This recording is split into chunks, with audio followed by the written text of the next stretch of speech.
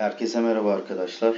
Bitcoin ve altcoin'lerle ilgili güncel yorum ve analiz yaptığım kanalıma hoş geldiniz. Bu videomda kripto para piyasasına dair önemli haberlere yer vereceğim. Dilerseniz içeriğime geçmeden önce kanalıma abone olmayı ve bildirimleri açmayı unutmayın lütfen. Evet, ilk haberimiz popüler bir kripto para analisti olan Crypto Donald'ın son zamanlarda daha da derinleşen bankacılık krizinin Bitcoin ve kripto paralarla olan ilişkisine dikkat çekmesi olacak. Popüler kripto para analisti Crypto Donald yaptığı son açıklamada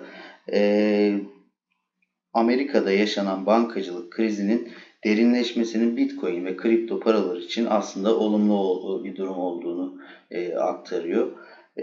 Son zamanlarda Bitcoin ile ilgili yaptığı kritik seviyeleri önceden tahmin etmekle de popülaritesini arttıran bir kripto para analisti olduğu ön plana çıkıyor Crypto Donald'ın. Ve piyasadaki bu gevşemeye rağmen Bitcoin ve kripto paralarda orta vadede bir yükseliş beklentisi içerisinde olduğunu aktarıyor. Ve yalnız burada bir şartı var kendisinin. Yani bu derinleşen bankacılık krizinin ülke ekonomilerini ve dev şirketleri iflasa sürüklememesi gerekiyor. Yani dev şirketler ve ülke ekonomileri bundan çok daha olumsuz bir şekilde etkilenirse bu orta vadedeki yükseliş beklentisini askıya alacağını belirtiyor analist. Ve sözlerine şu şekilde devam ediyor. Bankacılık krizi yaşanmasaydı Bitcoin ve altcoin'ler mevcut seviyelerinden çok daha düşük bir durumda olacaktı diyor. Zaten bu 2023 başlarından itibaren Bitcoin'deki bu yükselişte bunun bir göstergesi olarak şu anda karşımızda. Bitcoin'de 30.000 seviyesinin oldukça önemli olduğunu belirtiyor kendisi ve bu 30.000 seviyesini yukarı yönlü sert bir kırılımla aşılacağını düşünüyor kendisi. Ve 30K aşılırsa da yeniden piyasaya gireceğini düşünüyor. Daha önce de 16K'dan aldığı Bitcoin'leri 28K'dan, 28.000 dolardan sattığını belirtiyor analist. Yani burada 30.000 dolar seviyesi yukarı sert bir mumla kırılırsa yeniden piyasaya gireceğini aktarıyor. Burada Bitcoin'de bizim önemli seviyelerimiz ise şu anda yakın vadede 27.400 seviyesi oldukça önemli. 27.400 seviyesi kırılırsa da 26.100 seviyesi bizim majör desteğimiz olarak düşünülebilir.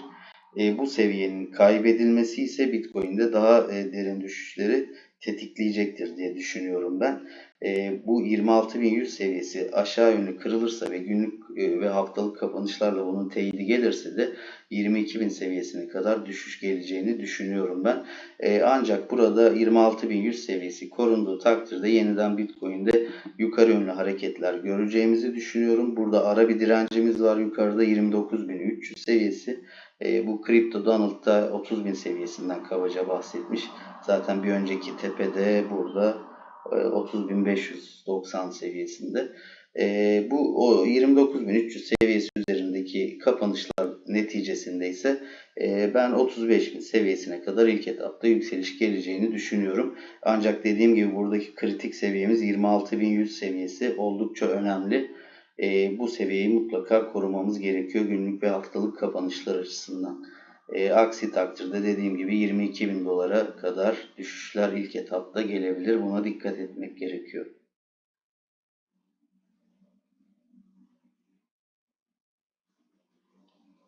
Evet, bir diğer haberimiz ise yine global çapta büyük bir ün kazanan başarılı bir kripto para analisti olan Ben Armstrong'un sıfıra gidecek altcoin'lerle ilgili yatırımcılara yapmış olduğu bir uyarı var.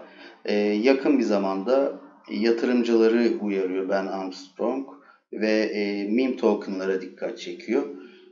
Analist Dogecoin hariç piyasadaki tüm meme token'ların sıfıra gideceğini belirtiyor.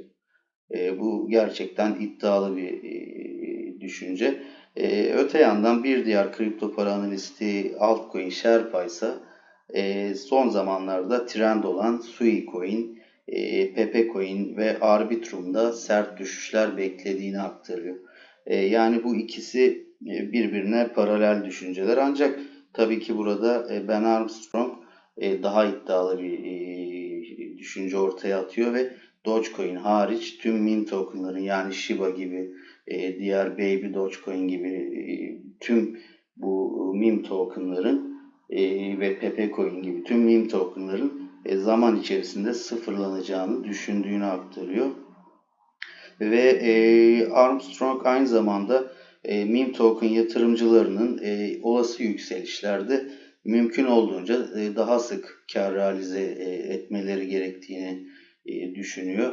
Yani burada yatırılan ana paranın bir an önce yeniden yerine konulmasını tavsiye ediyor. Çünkü uzun vadede ciddi bir düşüş beklediğini belirtiyor burada kripto para analisti Ben Armstrong. Öte yandan daha önce Dogecoin, Shiba, XRP'ye destek veren eski bir Amerika Birleşik Devletleri Kongre üyesi olan David Gökstein da Pepe Coin'e dikkat çekiyor. Pepe Coin'in NFT alanında yeni bir fırsat sunduğunu belirtiyor bu politikacı ve son zamanlarda yatırımcıların NFT'lerini elden çıkarıp Pepe Coin'e geçtiklerini belirtiyor. Bu durumunda doğal olarak Pepe Coin'de önümüzdeki dönemde yeni fırsatlar oluşturacağını düşünüyor. Yani bunlar ikisi birbirine zıt görüşler, ancak her iki görüşü de sizlere aktarmak istedim. Tabii ki kararı siz daha iyi verebilirsiniz diye düşünüyorum ben. Yani Ben Armstrong uzun vadede meme tokenların sıfırlanacağını düşünüyor. Ancak Amerikalı politikacı Pepe Coin'in önümüzdeki dönemlerde oldukça iyi fırsatlar sunacağını düşünüyor. Tabii çelişkili ifadeler bunlar birbirleriyle. Ama dediğim gibi tabii burada önemli olan size farklı bir perspektif sunabilmekte.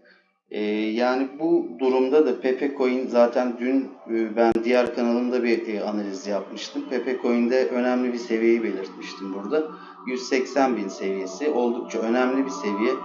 Buradan düşüşlerde 180 bin seviyesinde tutunabilirse eğer Pepe Coin buradan yeniden yukarı yönlü bir hareket söz konusu olacaktır diye düşünüyorum. Ancak bu 180 bin seviyesi alta kırarsa da burada artık düşüşlerin daha da derinleşmesini bekliyorum ben. O yüzden burada stoplu hareket etmekte fayda var. Yani yukarı yönlü bir hareket olacaksa en azından bu derin düzeltmelere karşı altta bir ufak stop koyup kaybı minimize etmek önemli olacaktır diye düşünüyorum. Evet, bu içeriğimizin sonuna geldik. Eğer içeriğimi beğendiyseniz beğen butonuna dokunmayı ve kanalıma abone olmayı unutmayın lütfen. Beni dinlediğiniz için teşekkür ederim. Hoşça kalın.